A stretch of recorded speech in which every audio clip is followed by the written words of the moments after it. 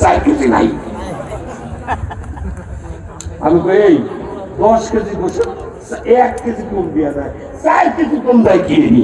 কই যে আপনি বাড়ি নিয়ে নামাজ দিয়েছেন, জুতো খুলে আগে কষেছি, তারপরে হলো এইসব কিতে জ্বালায় হবে কপালে। চেয়ারম্যান সাহেব রয়েছে, হুজুর ভাবতেছেন কেন ঘটনা নাকি?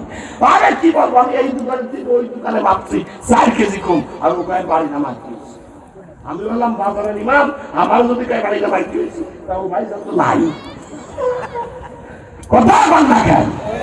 ধর্মান ঠিক না ঠিক? পুরো চোখই দেখে না, হাঁটতেও পারে না। পরের জমির আইন থেকে 14 দখল করেছে। ও তো আইল কাটো কেন? বাবা চোখে দেখি না, ও আইল কাটা দেখো।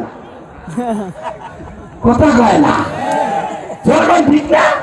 আর বর্তমান তো গজবদারি মোবাইল, চলো ঠেলা ঠেলি, শুয়ে বড়িও ঠেলে, হাঁটতে বসেও ঠেলতেছে, শুটলে হাঁটতে বসেও ঠেলে। কথা হয় না। জুমার দিনে মসজিদে যাইতেছি আমি 2 জুমা আগে, তা আমি রাখতে হাইতে যাচ্ছি, 4 মহিলা মোবাইল টিপতে টিপতে আমার ঘাড়ের পরে পড়েছে। আমার মতো হাতি রেখে ঠেলে লামাতে পারে? এই কিরা তোরা কারা? কয় যে হুজুর আমরা দেখতে পারি নাই। আমি কি মশা না মাছি দেইস না মানে? এখন তো সব করার হাতে ঠেলা কম। কথা কর না কেন?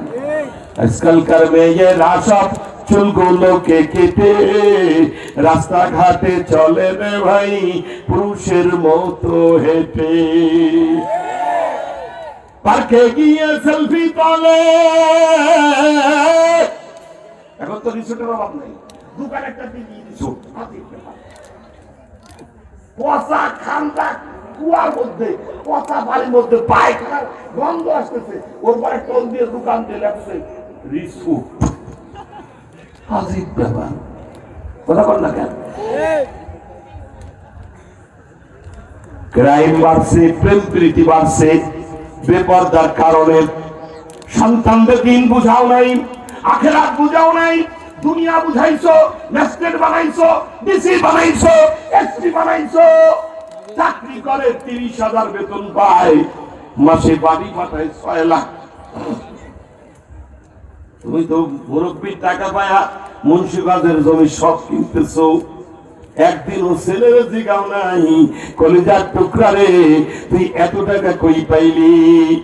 হারাম হালাল না মানিয়া কত টাকা করছো কামাই, এত টাকা রাখবা কোথায়?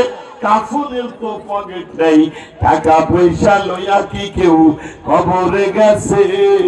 কি জবাব দিবি বন্ধু আল্লাহর কাছে?